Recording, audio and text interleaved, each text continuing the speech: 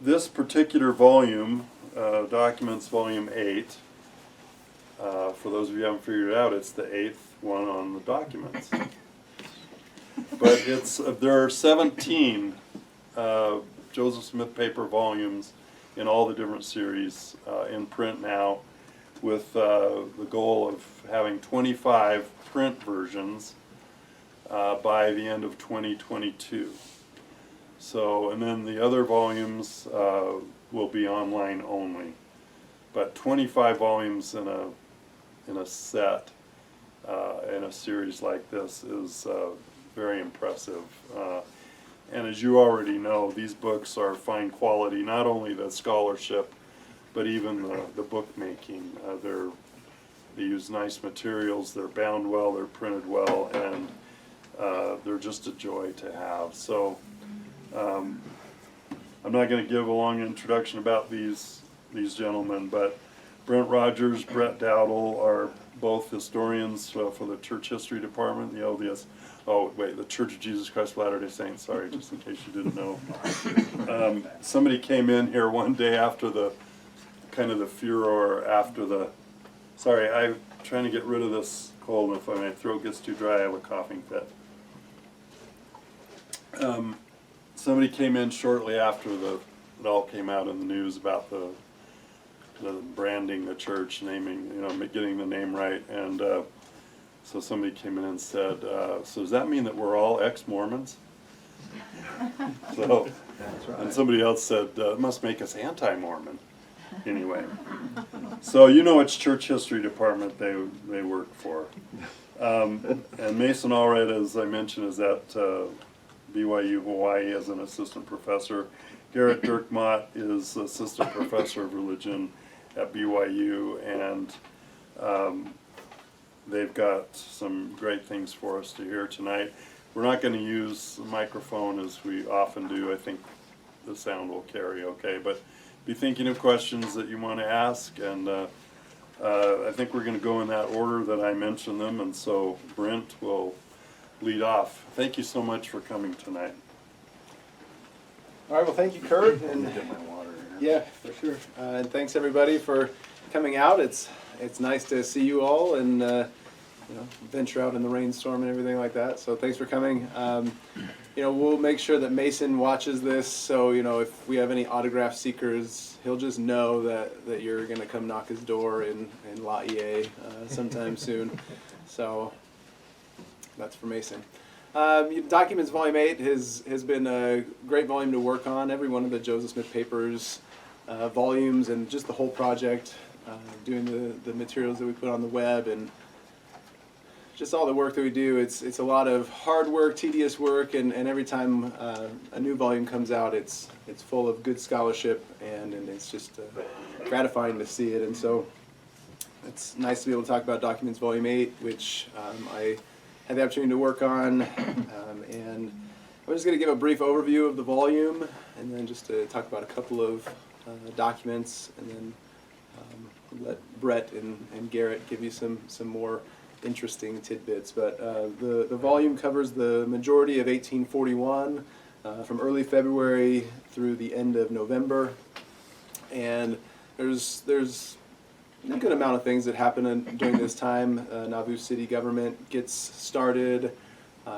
The temple is being constructed in Nauvoo, and it gets to the point where they are able to finish the baptismal font in the basement.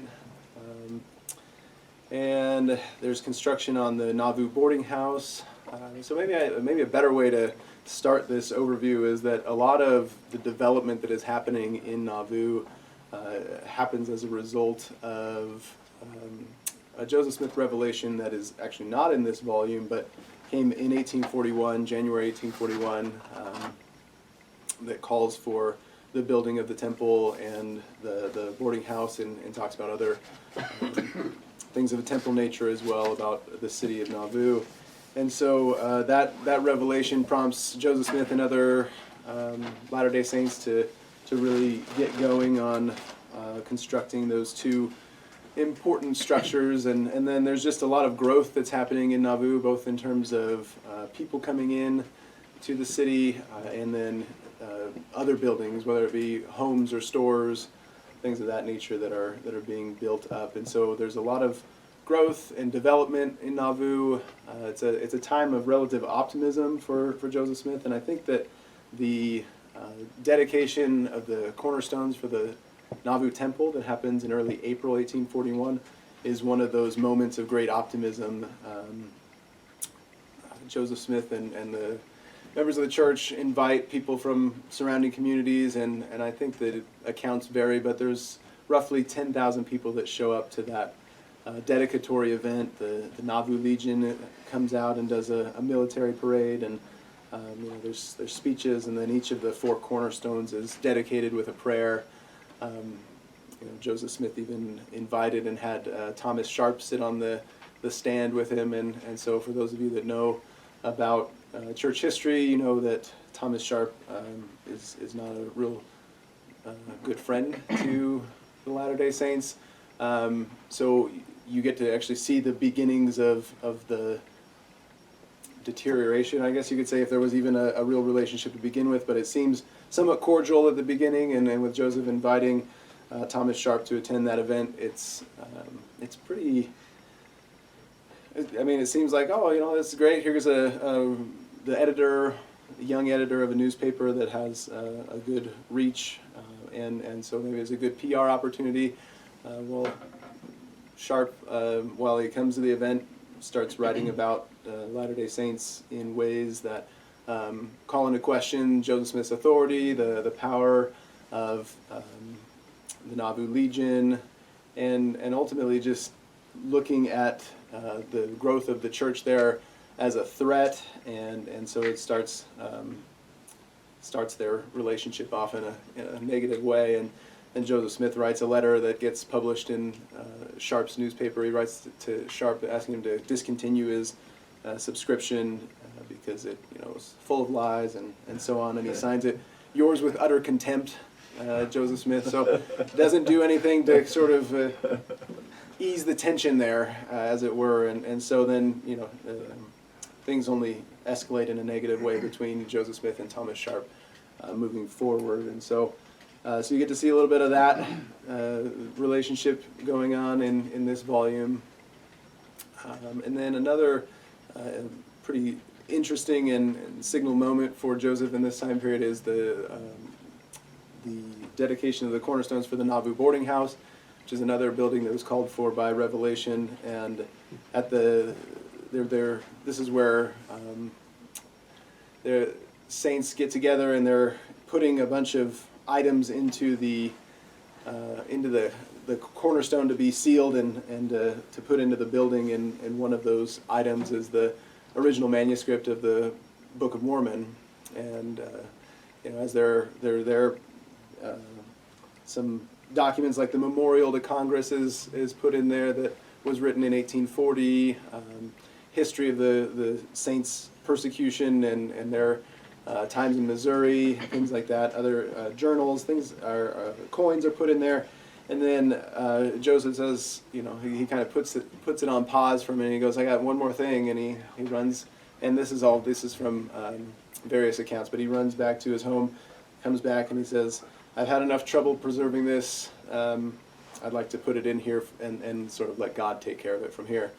And so they seal up the cornerstone, and there goes the original manuscript of the Book of Mormon.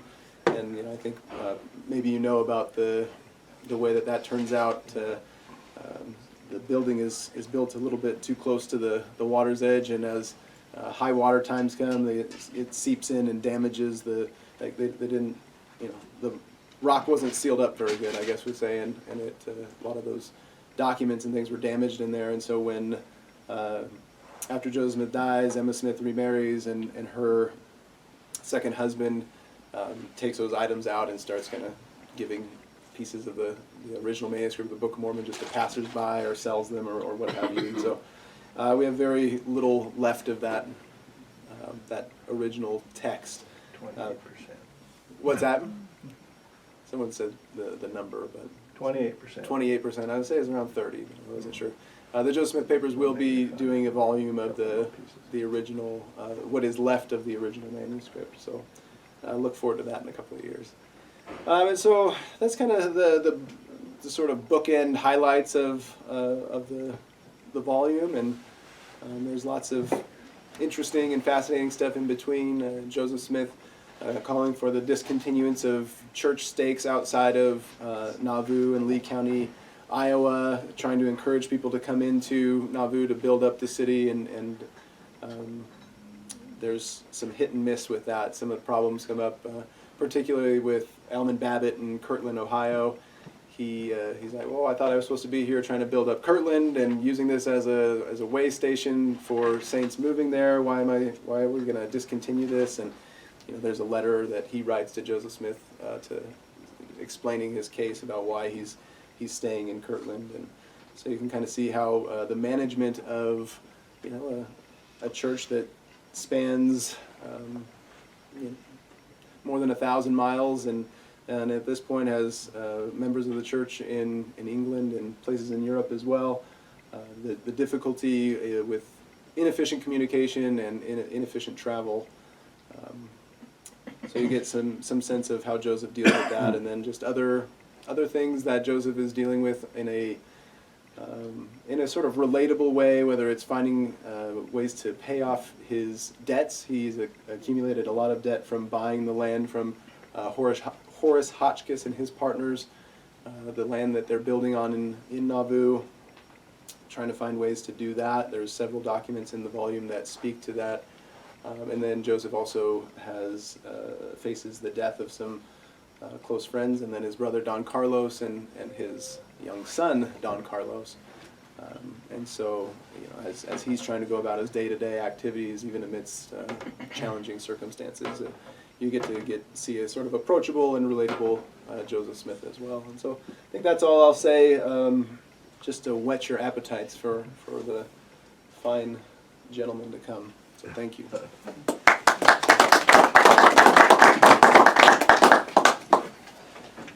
Well, I'm excited to be here. This is the first of the volumes that I've really been able to be more of a part of. And it's a fun volume. In Brent's, in the article in the Deseret News, one of the things Brent said, he said that this volume is kind of flyover period. As you look in various biographies and things, 1841 doesn't get a huge treatment in most of those. But as you really dig down into these documents, you find that there are fascinating things going on in Joseph's life.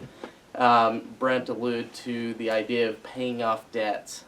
Several of the documents I worked with, letters from Horace Hotchkiss, from Smith Tuttle, others, address this idea of how do you pay off this enormous debt that you've contracted when you don't have any funds and there's no foreseeable way of getting those funds in Nauvoo. And so throughout this volume we see Joseph going through various efforts to be able to pay off this enormous debt or to start making those payments. We also see his interactions with several missions that are going on. The volume kind of begins, well, not begins, but early in February he sends Hiram Smith and Isaac Galland out on a mission, and their principal objective is to secure finances to pay off or make a payment on the debt to Horace Hotchkiss. Hiram returns in late April, early May, and the debt still isn't paid, and so he's immediately sent back out again with William Law. And you just see these interactions in the letters between a debtor and a creditor, and how both of them are really trying to address this problem of Horace Hotchkiss needs to be paid, Joseph wants to pay him, but doesn't have the money. And you see real sympathy, I think, from Horace Hotchkiss that we probably aren't really used to seeing in creditors when you have people that owe the money that they don't have the money to pay.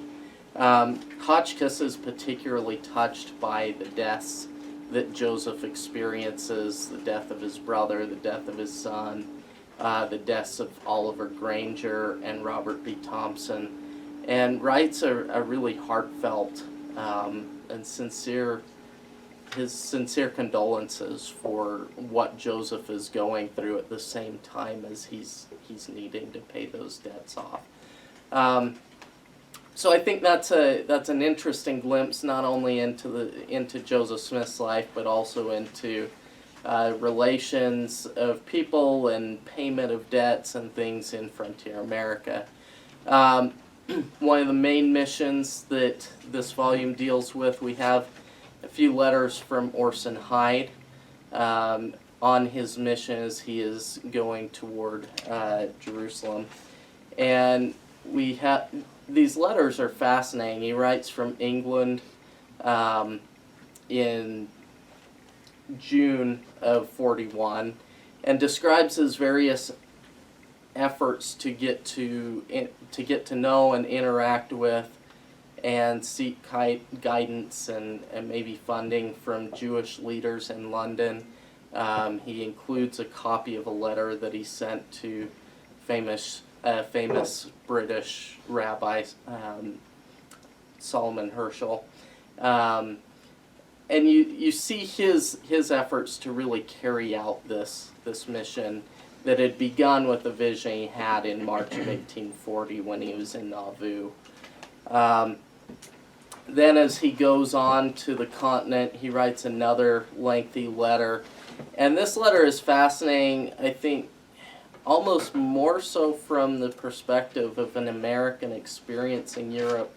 It's a wonderful travel log of what he's seeing and experiencing, but also you begin to see the development of Americanism within him as he starts to miss his homeland, is worried that he might never get back, and writes about those worries and then having this feeling that he would be able to return home, he'd be able to see his family again, and how grateful he was to be an American. So I think in many regards, not just if you're a Latter-day Saint, but if you're a student of American history, a student of religious history, you start to see the way that this American identity is shaping people, and Orson Hyde just happens to be a Latter-day Saint apostle in Europe, but you see that profound effect of nationalism in his life. Other interesting documents, as Brent alluded to, during this time we see the formation of the Nauvoo city government. The charter was in D7.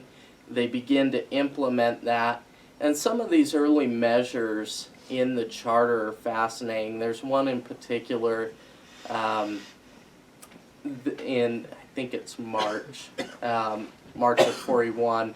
It's an ordinance on religious freedom. And you see this coming out of the Missouri experience. The Latter-day Saints are concerned about religious freedom and the ability for everyone to have their freedoms, but among those that they list are not only Episcopalians and Unitarians and the usual Methodists, the usual Protestant sects. They also include Catholics, and the ordinance says Mohammedans, Muslims, that every one of those groups will have religious freedom within the confines of Nauvoo. And so you see real idealism coming out of the Missouri experience of wanting to make sure that there are religious freedoms, not only for Latter-day Saints, but also for other groups as well. Toward the end of the volume, there's a letter dated October 18th, 1841. It's from a man named John Laws. Laws was not a Latter-day Saint. He lived in Philadelphia, was a local politician there in Philadelphia. He did have family that were members of the church, and he wasn't really excited about the fact that they were members of the church and hoped they would return to the faith of their fathers. But the reason Laws was writing to Joseph Smith is interesting. Throughout that summer of 41, there had been a number of articles in Philadelphia newspapers that were highly critical of the Saints for various reasons, a lot of them dating back to Kirtland and addressing issues of the Safety Society and other things. And Laws, perhaps because of his familial relations with members of the church, was aware of the fact that some of these newspaper articles were not entirely accurate. And so without any prompting from anyone, he began writing editorials in Philadelphia newspapers, or letters to the editor, sharing his thoughts and trying to correct these errors out of the belief that there should be religious freedom. And whether he agreed with the Latter-day Saints or not, he believed that they deserved to have their freedoms, and they deserved not to have lies spread about them. This October 18th letter, he's writing to Joseph Smith asking for additional information so that he can continue in these efforts. And I think that's a really fascinating letter from this individual who has no intention of becoming a Latter-day Saint, but does care about truth and does care about fairness in society. And so that's one of these great themes. Toward the end of the volume, there's a affidavit by Joseph Smith where he addresses some thefts that had taken place. There were 5 members of the church in Ramus that had been stealing from their neighbors.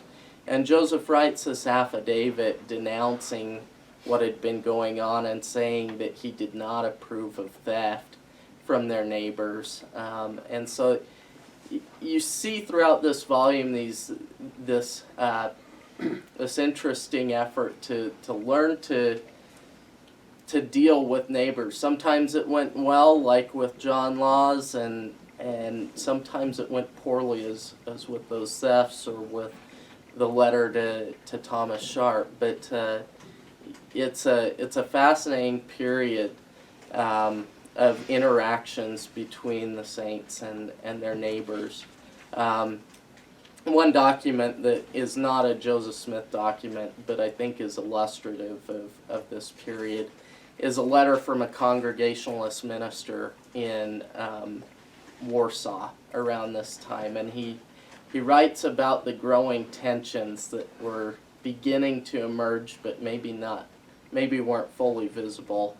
And he says, in essence, that if things continue the way they are, the old timers will either have to sell their property to the saints and move, or they'll have to replicate what happened in Missouri. And so you see this as a period of a lot of build-up, even if it's not the actual action that we associate with later Nauvoo events. But I'll let Gerrit talk now, and thank you.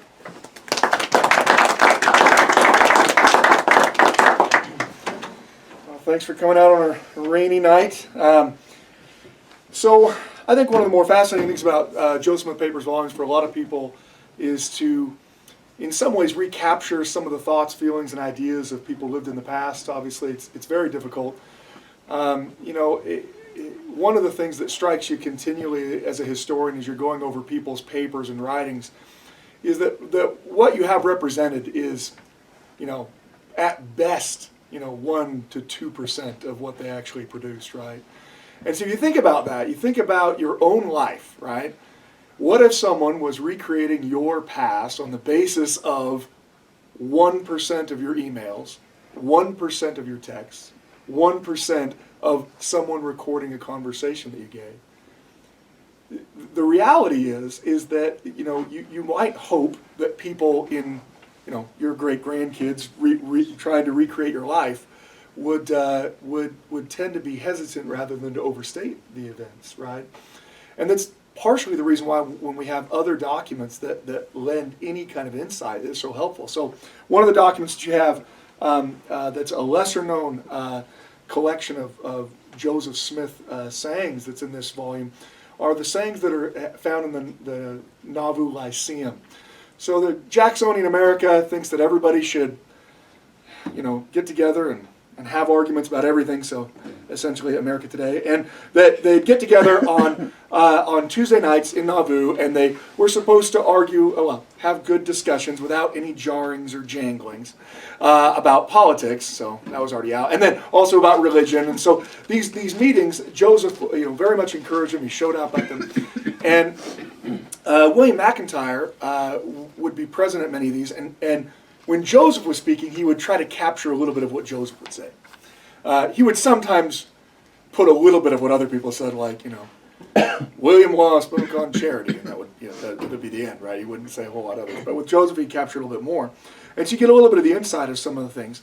Now, while these were intended to be community affairs and to cover economics and politics, and they cover all kinds of things, philanthropy, things like that, they often, of course, covered religious topics because, well, they're a bunch of Latter-day Saints, mostly, meeting in this. So, for instance, here's a meeting that was held on February 2nd, 1841. Not very much recorded in it, but what is recorded is pretty powerful, and that is Joseph Smith's 1841 thoughts on the importance of work for the dead. Right, the idea of baptism for the dead is something that Joseph Smith has already taught. But it's a very radical doctrine. It's something that is not accepted, certainly by the rest of the Christian world. And in fact, it's going to be a doctrine that is so radical that it's going to be essentially discarded by most of those in the early Restorationist movement, right? So you see the branches of Latter-day Saints or Mormons, however you want to call them, after Joseph was murdered. And this is one of the first doctrines to go.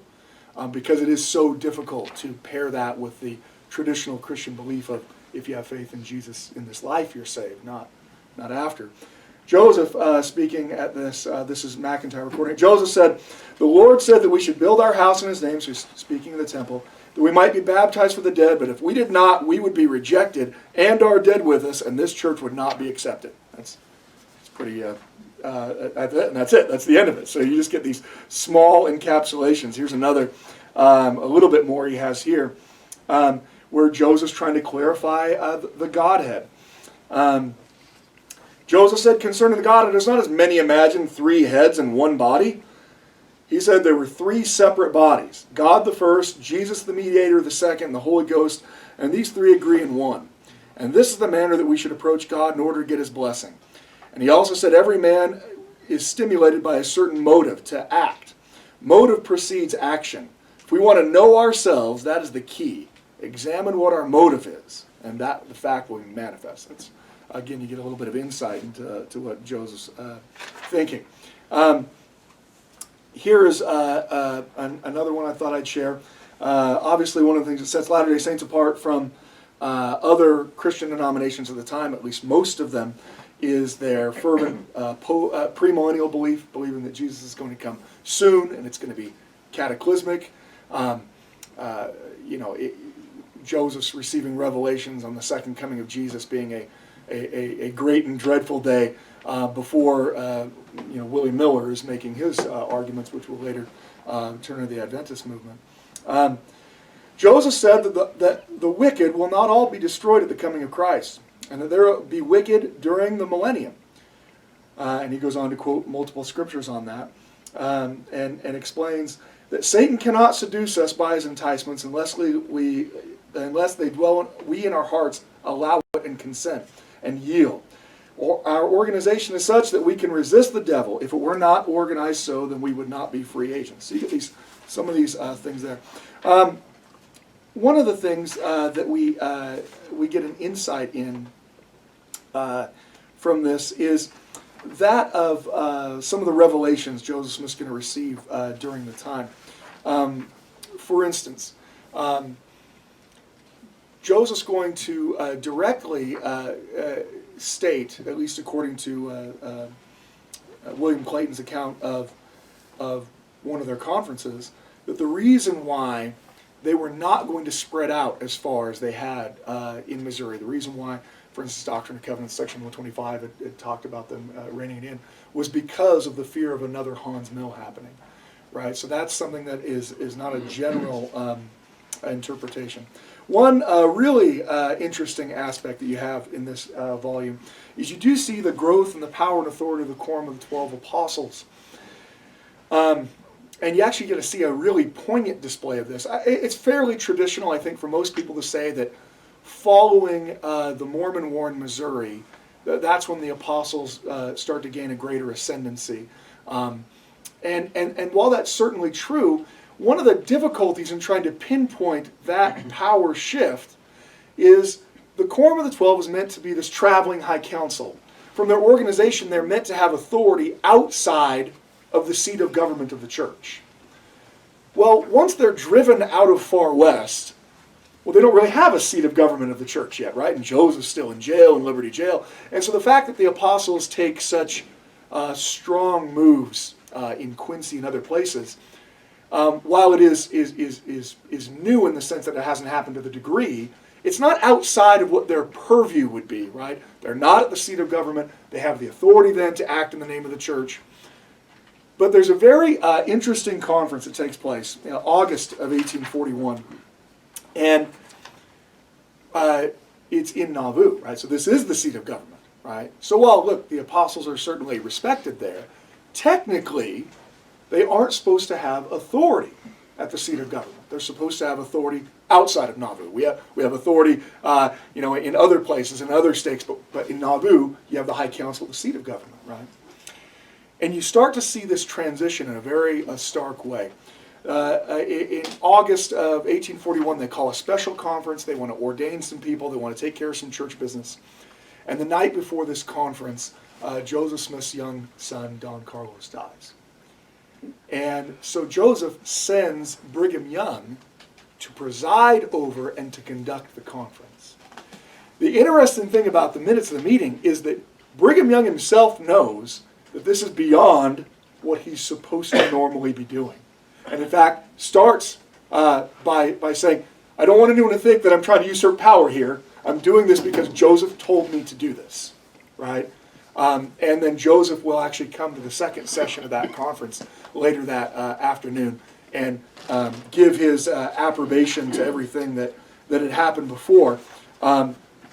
This is some of the minutes that are covered. President Joseph, now arriving, proceeded to state to the conference at considerable length the object of their present meeting, in addition to what President Brigham Young had stated in the morning. And he said that the time had come that the 12 should be called upon to stand in their place next to the First Presidency, and to attend to the settling of immigrants and the business of the church at the stakes, and to assist in bearing off the kingdom victorious to the nations, that they had been faithful and borne the burden in the heat of the day, and that it was right that they should have an opportunity in providing something for themselves and their families. At the same time, to relieve him so that he might be able to attend to the business of translating. So you get this, almost Joseph speaking this kind of transition, or at least increasing authority of the Quorum of the 12. I've probably shared enough. I'm sure Kurt wants you to still buy the book. So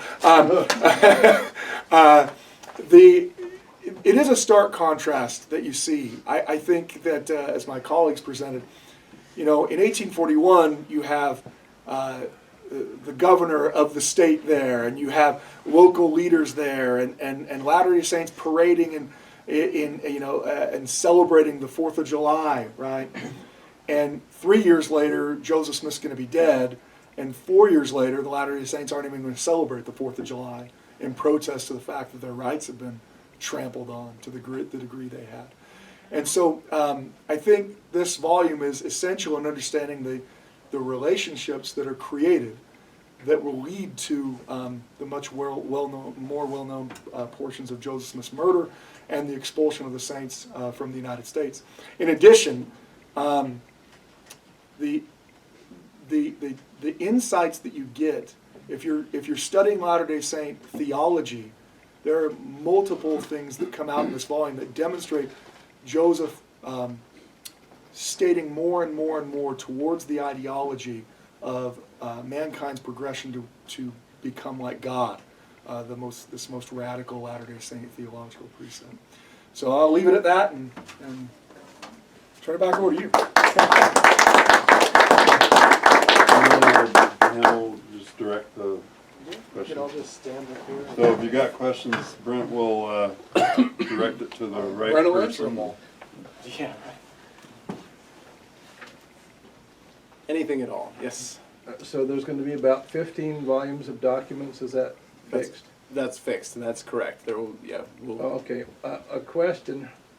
We had this new book on W.W. Phelps and a book signing here, and he said that maybe some of the items in Nauvoo might need to be adjusted a little bit because a lot of things were written by W.W. Phelps, like the calumny may defame and some other speeches that he pretty much took over the Times and Seasons as editor when Joseph is listed as editor, but he's basically in charge. So there are some of the documents needing to be kind of looked over again to make sure that they're Joseph Smith.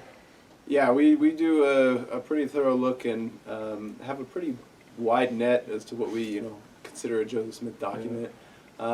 So for Times and Seasons things, those will come in later volumes. We don't have any in Documents Volume 8, so the editors of forthcoming volumes can answer how they went about making sure that we appropriately got the ones that are should be attached to Joseph. Okay. Yeah. But some of the things that, so as something considered a Joseph Smith document, if Joseph Smith authorizes it and tells the person to do it as well, right? So it's not simply just Joseph Smith wrote this. If we were only doing holographic things that were in Joseph Smith's handwriting, well, you'd only sell one book, and you wouldn't even sell it probably. But the reality is, so there are things like, for instance, Joseph Smith's presidential platform that he writes in 1844.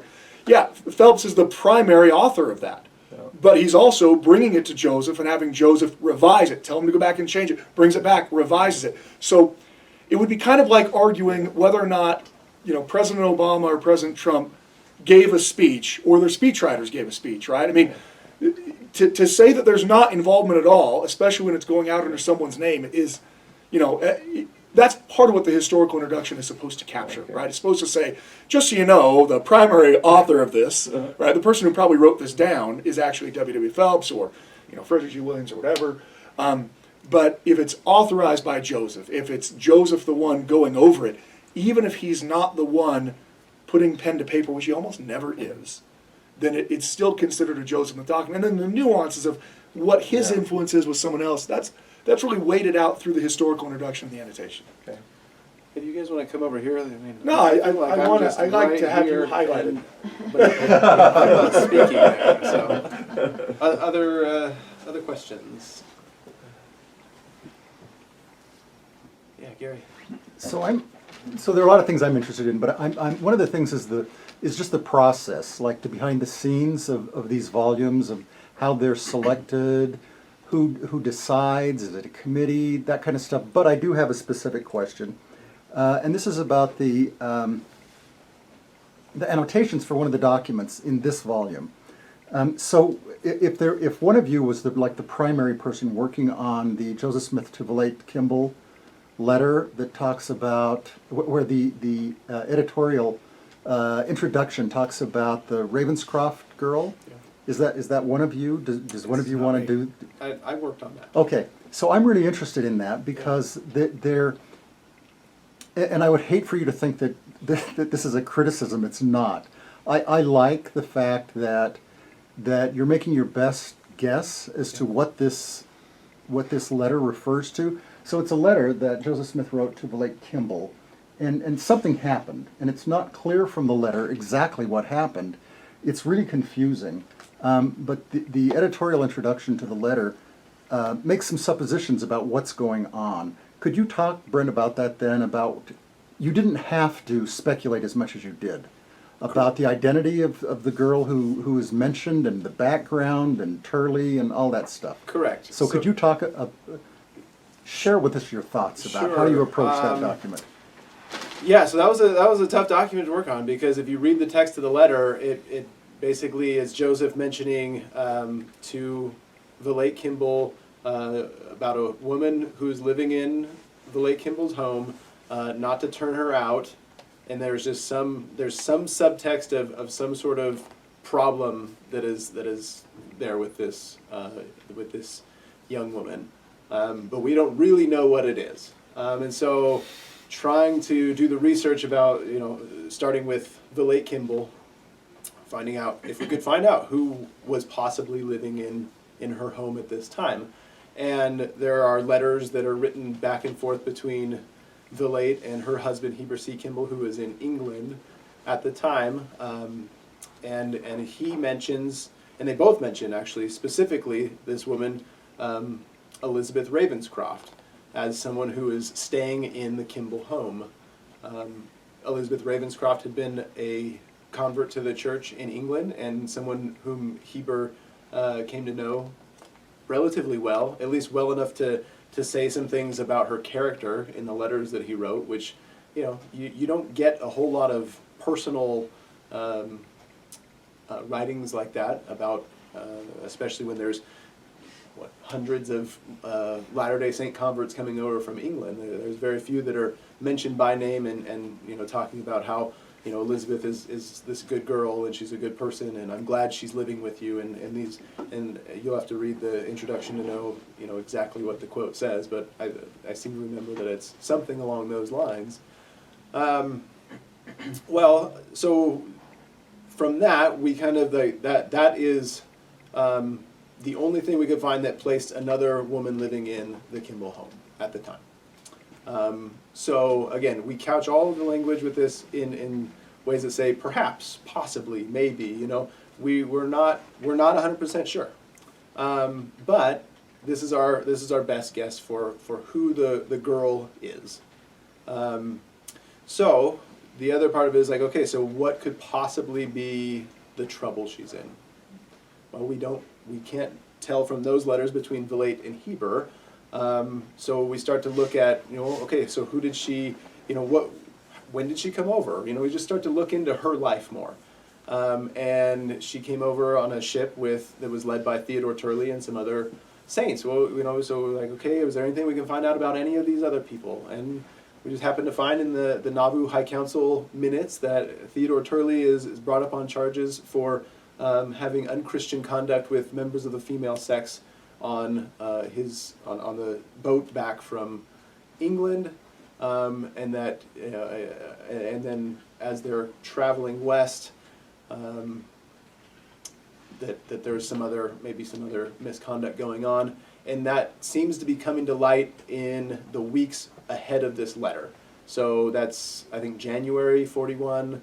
If I'm remembering right. I haven't studied up on this document in a while, so Gary's really testing me here.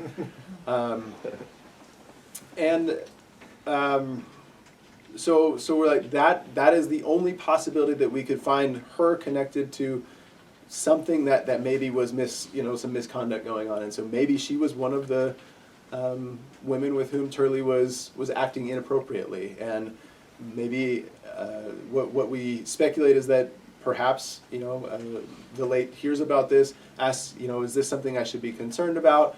And Joseph, maybe not wanting to write a very detailed account about it, just says, no, just make sure that she's taken care of and she's shown a good example, and things like that. And so oftentimes we don't get that speculative, but I don't know. This is what I found. This is what I put together. And as I sent it through our review process, our reviewers thought it was a good enough kind of timeline of events and best evidence that we have connecting anything. Otherwise, we just say there's an unknown girl living in Kimball's home, possibly Elizabeth Ravenscroft, period, read the letter. It at least gives someone like, this is a possibility of what happened. Does that No, I think it's really helpful because otherwise, the reader's left to fill in the blanks, and who knows how people are going to read this. So I think it's a better service to the readers to lay out what you think is the best interpretation of this particular document, and letting people guess, what's going on and who knows what. And from the evidence, that's the best we could do. And like I said, we're very careful to couch it in terms that say that, again, this is the best we can piece together, and we're we're putting out there possiblies, maybes, perhaps, things like that. So. Mia? Mine's just a general question that I've wondered all along. I haven't asked this, but it's similar to what he was just talking about. I mean, you guys have busy lives. You know, you have other things going on in your life. How do you work the timeline? I worked for the church before. How do you work the timeline? Do you have to meet certain deadlines? And when you do this kind of research, like you just mentioned on this letter, Yeah. I mean, that starts eating your time when you do that kind of thing. And I've done some documentary, a book on somebody's diary. Did some documentation on that, you know, annotating and all that. So I know what you can get sucked into things. And so how do you work that deadline that your bosses are saying, you got to get that done? So. Well, that's a great question, and I'm only going to answer real briefly, and I'll let these, because I spent so much time just a minute ago answering the question. But that's the beauty and the curse of research, is that you know, sometimes finding those nuggets takes a long time. And unfortunately for us, we have very strict deadlines in order to meet a production schedule that requires us to publish as a project, as a team, 2 of these books that are dense, and you know, not to like toot the horn or anything, but very high quality scholarship. Twice a year is a very demanding and rigorous schedule, and so we have basically, you know, say for this volume we had 99 documents, and so we had, say, you know, we did 10 batches, you know, like this is a batch of 10 documents, and then we have another batch, and basically, you know, you have to organize it in that way, do the best you can with the time you have to research for each of those for that first batch, and you got to do it for the second batch, and sometimes you're like, wow, I'm really going on this research, maybe we kick this back to batch 7 so that I can maybe do some more, and maybe there's something I can bring up. I mean, you just find ways to do it. You work overtime. Does they ever slip your deadline?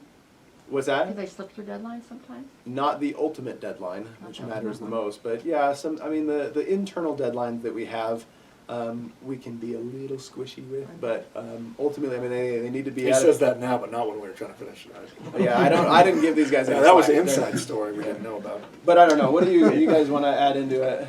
I think for me, one of the biggest things I go through, I try and find as much as I can for that main deadline.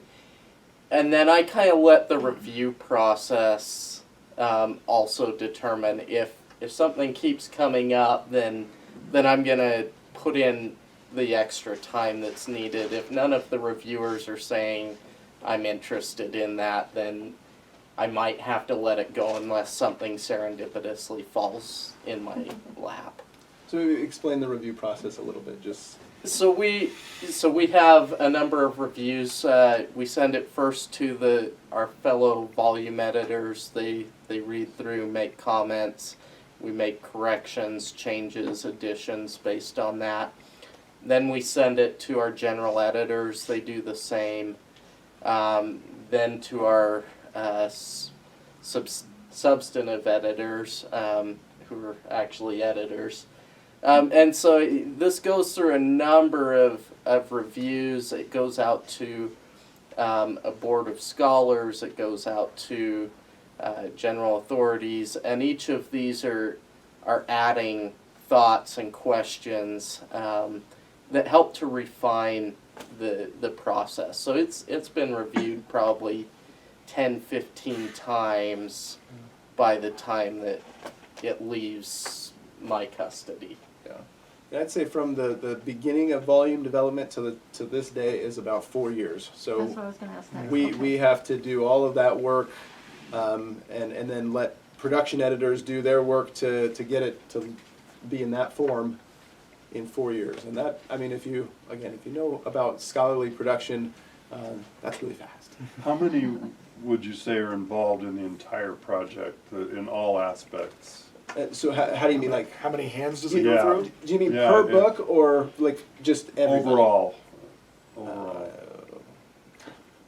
I mean, there's Is a there couple 100 dozen that are going to What's be, that? You have 47 FTEs working. yeah. And then if you count all the But then all people the that aren't reviewers FTEs and that are things like reviewing that, it, I mean, you're probably in in, 100. in the hundreds, like not multiple hundreds, but Yeah. 100 plus. Yeah.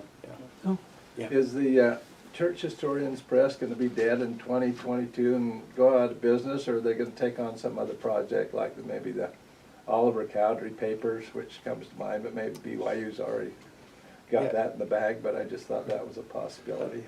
I think somebody's got. Somebody's Oliver got 'em. Cowdery. That one, so that won't be. There will still be a Church Historians Press beyond 2022. The Church History Department is currently finding and determining which projects to pursue Okay. after Joseph Smith Papers is completed. But there will continue to be a press, and the Church History Department plans to continue to publish. Will that still benefit from the Miller endowment? The Miller That's money gone. will go That'll away. be gone. Yeah. That's what I thought. Yes. Yeah, back to one question that Gary had. So like if you have 100 documents, it sounds like you divide them up like 25 each, and then you each work on one of them like that. Is that how you guys work, or? I think, I mean, every volume has different types of documents, right? So it's not, I don't think that there's any single set way that any group has done it. Obviously, you can do things chronologically, and so then you have documents that are relatively related to one another, right? If I'm working on something March 15th and there's a letter on March 16th, there's a chance that they might have some kind of relation, right? But then we also divided many of these up thematically, right? The types of documents. So for instance, I covered a lot of the sermons, right? Because they were the same type of document. So instead of having to go and relearn that document every time, you understand, okay, well, this is McIntyre's account of these Lyceum meetings. This is how he does it. This is usually what you get out of it. And so, but really, I think the lead volume editor, Brent, he's going to decide what's the best way of doing it. And, but that's usually how it's done. Yeah, we kind of start with this is the period that we have to cover.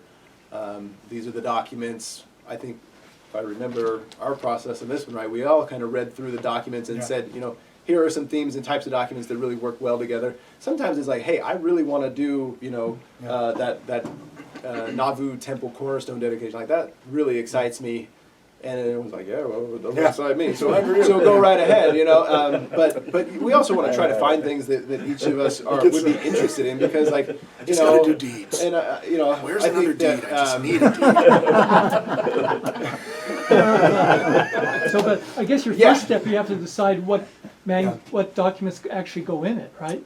Yeah, so as we get further into the Nauvoo period, the number of total documents that we have versus the number that we can get into each book, it doesn't work, right? So we got about a quarter of the total documents for this period into this book. And that's largely because you have, maybe 200 of them are land deeds. Right. And So, yeah, you don't. So you're not having substantive things left out. Now, all the documents are going to be on the web, right? Yeah. Now, it's substantive too if you're trying to recreate If you're trying real to estate do- law, yeah. right? Yeah, right. and that all that information is But available anything where online you and- say have Joseph speaking, right? Those are documents that are going to be in the volumes, right? But when Joseph signs 50 different priesthood licenses in a week, you're going to get one. we would do As a one representative of, and you did a whole explain- bunch of these. Yep. Yeah, so, yeah.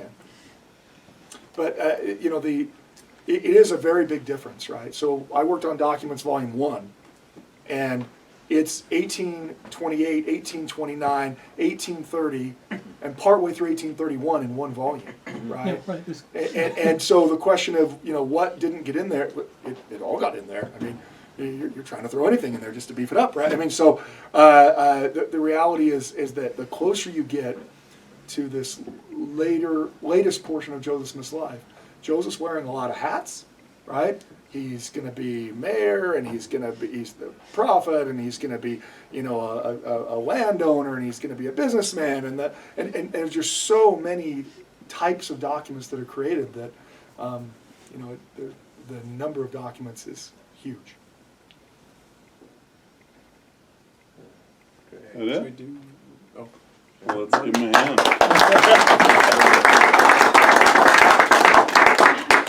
Well, thank you all again for coming out. We appreciate you.